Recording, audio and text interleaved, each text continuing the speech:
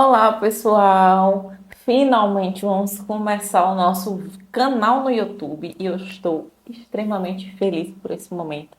Feliz em poder compartilhar um pouquinho daquilo que eu tenho recebido do Senhor com vocês e assim poder ajudar na caminhada de fé, que vocês possam experimentar da grandiosidade do que é conhecer a palavra do Senhor e receber vida, porque a palavra do Senhor é vida para aqueles que o ouvem, que meditam nela.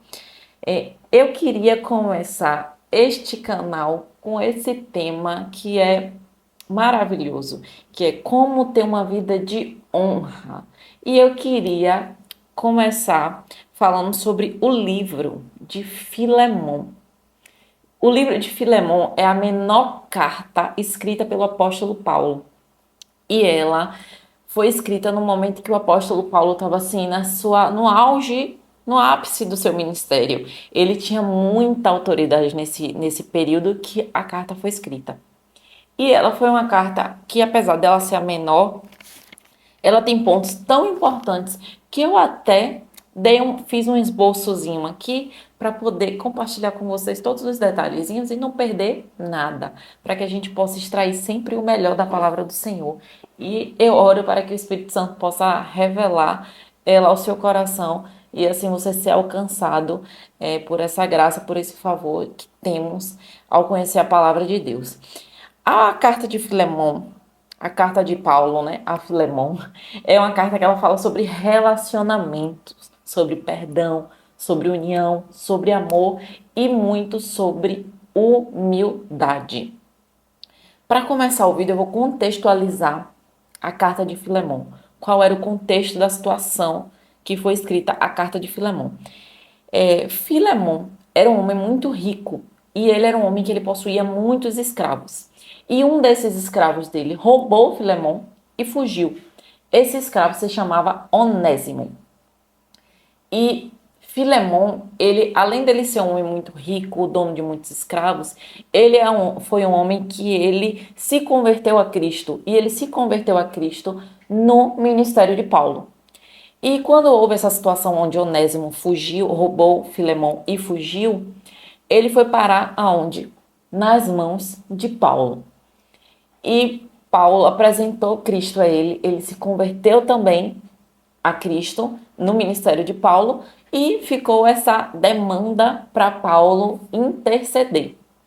Quando Paulo escreve a epístola de Filemão, ele nos deixa um grande ensinamento.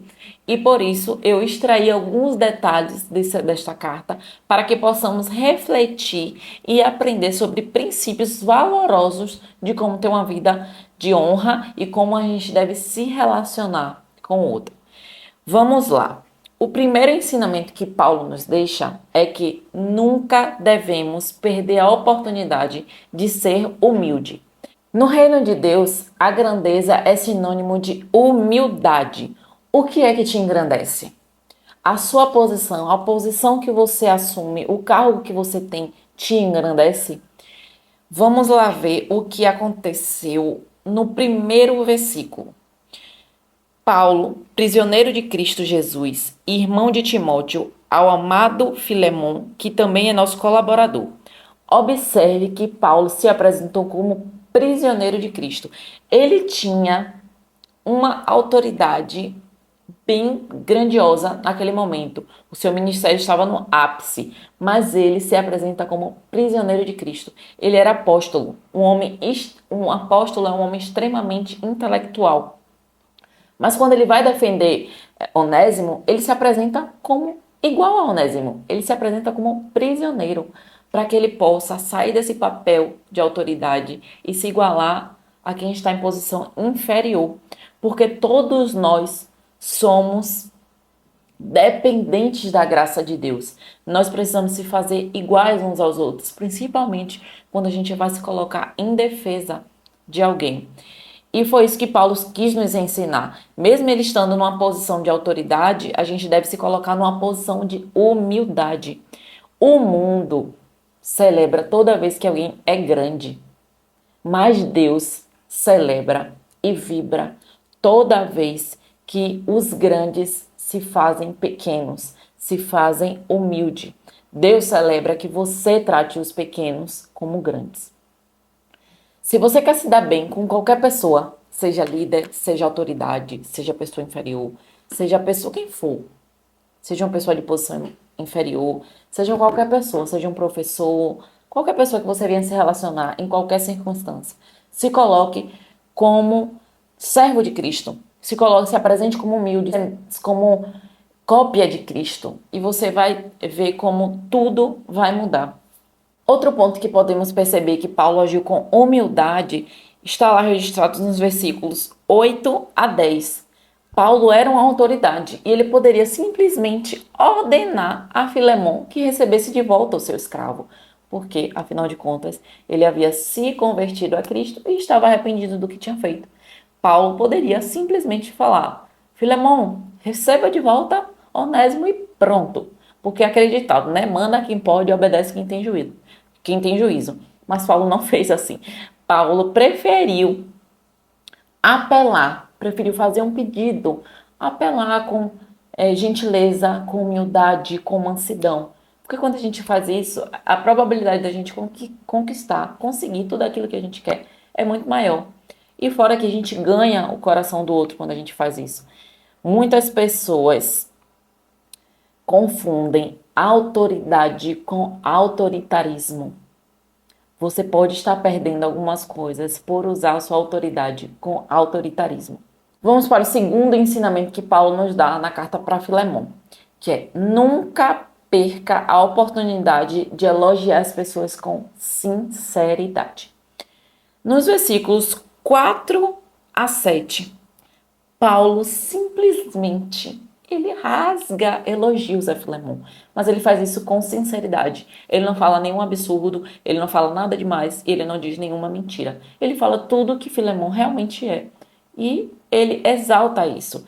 Ele elogia, ele agradece, ele exalta as qualidades de Filemon. Observe que ele começa orando por Filemon. E ele fala que, além dele orar, ele fala: estou sempre orando por você, você está sempre nas minhas orações. Eu tenho ouvido falar do seu amor por Jesus e por todos os irmãos. Eu sei da sua comunhão de fé. Ele elogia, ele exalta, porque não tem nada melhor do que você poder ouvir um elogio com sinceridade. Qual o poder que isso tem na vida das pessoas, nos nossos relacionamentos? Como eu disse, Paulo começa a carta orando por Filemon. Você tem orado por alguém? Qual foi a última vez que você orou por alguém? Você já orou por alguém hoje? E qual foi a última vez que você fez um elogio a alguém? Elogios aquecem o coração.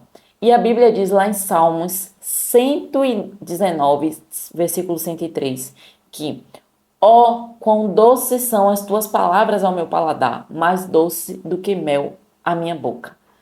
Os elogios são doces como mel. E isso aquece o coração daquele que recebe elogios. Vou te contar uma dinâmica que aconteceu, que a gente pode trazer isso para o contexto do vídeo que a gente está fazendo hoje. Olha essa situação que aconteceu envolvendo elogios.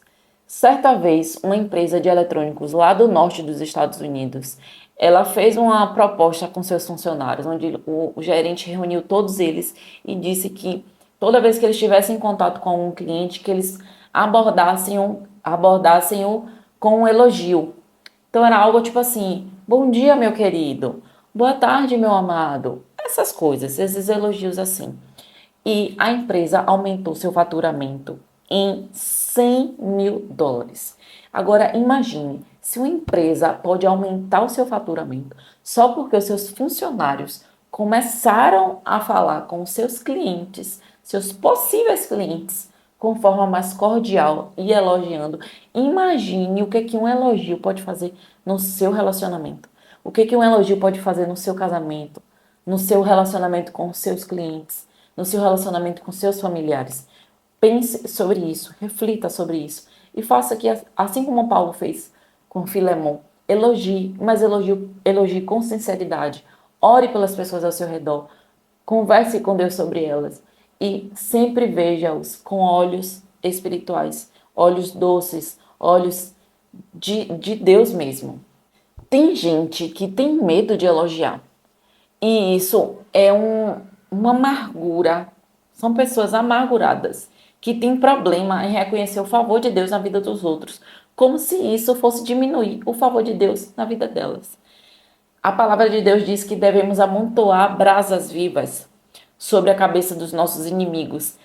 Se a gente deve fazer isso sobre a cabeça dos nossos inimigos, imagine sobre a vida das pessoas que a gente ama. Então reflita sobre isso e tome essa atitude para você também.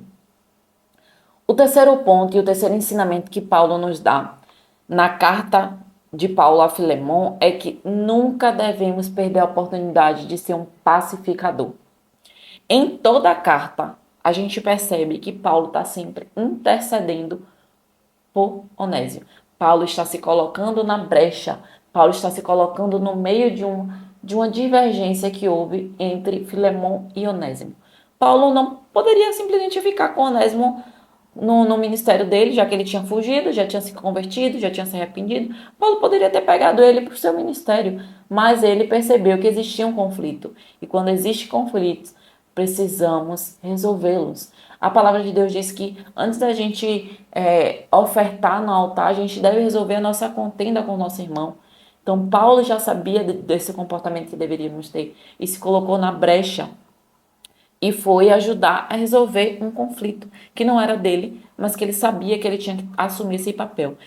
E aí, nos versículos 8 a 16, a gente vê claramente que Paulo usa 5 argumentos para Filemon receber de volta Onésimo. Uma pergunta que fica: que tipo de pessoa você é? Você é aquela pessoa que cria conflitos ou que resolve conflitos? Você é aquela pessoa que gera contenda ou que pacifica? Você é aquela pessoa que incentiva a discussão ou que ameniza? Você é aquela pessoa que inflama a briga ou que acalma os ânimos? Você é aquela pessoa que aumenta o problema ou aquela pessoa que limita o problema? A palavra de Deus diz lá em Mateus 5:9 que bem-aventurados os que promovem a paz, pois eles serão chamados filhos de Deus. Então nunca perca a oportunidade de ser um pacificador, nunca perca a oportunidade de levar a solução. Se você está em um ambiente onde há conflito, seja a solução. Se você está em uma discussão onde as pessoas estão agindo de forma insensata, seja aquele que vai levar e vai agir com sabedoria. Tenha paz, entenda que os frutos que você carrega, se você é um filho de Deus, se você é convertido, se você entregou sua vida a Jesus, você possui frutos de amor, de mansidão, de domínio próprio, de alegria. Então, haja com base nesses frutos.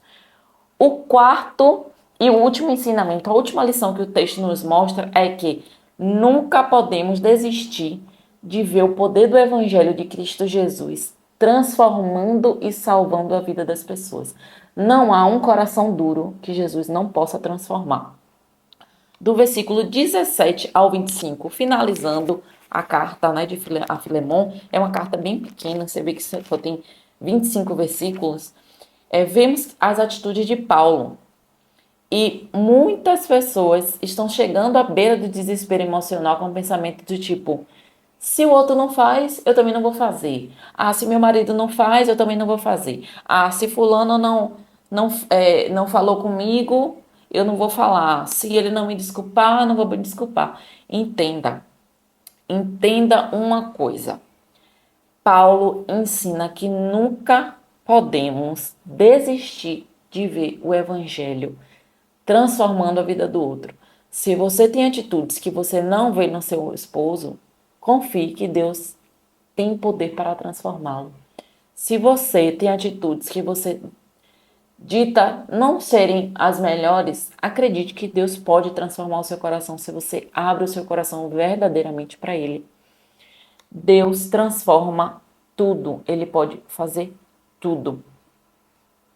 Jesus trouxe transformação para um ladrão.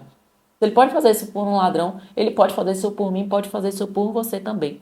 Deus tem misericórdia de todos nós. Então não aponte o dedo, não duvide do poder do evangelho, não deixe de pregar o evangelho, não deixe de falar da mensagem da salvação, porque Deus tem misericórdia para mim, Deus tem misericórdia para você. E tudo isso que eu falei é uma lição para nós dois, é uma lição para mim, é uma lição para você. E a gente pode sempre extrair o melhor da palavra de Deus, que a gente possa refletir sobre esses ensinamentos. Eu falei sobre 4 pontos que a gente pode refletir, que são eles: nunca perca a oportunidade de ser humilde, nunca perca a oportunidade de elogiar as pessoas com sinceridade, nunca perca a oportunidade de ser um pacificador e de levar solução. E a quarta é: nunca desista de ver o poder do Evangelho de Cristo Jesus salvando e transformando vidas. Essa é uma lição para mim e para você. E eu espero que esse vídeo tenha feito sentido. Que você possa pegar a sua Bíblia, que você possa ler a carta de Paulo a Filemon e possa analisar, linkar isso que eu estou te falando agora com aquilo que está na palavra e que essa palavra possa frutificar em seu coração, você possa guardá-la em seu coração e meditar nela de noite, porque dessa forma você vai ver a transformação que só Jesus e o seu amor pode fazer por sua vida. E é isso, que você tenha gostado. Se você gostou, curta, porque dessa forma a gente percebe que o nosso trabalho está valendo a pena, que você possa compartilhar com alguém, para que essa palavra possa gerar brasas vivas no coração dessa pessoa. E se inscreva para que esse canal, para que essa rede possa crescer e se fortalecer mais e mais. É isso.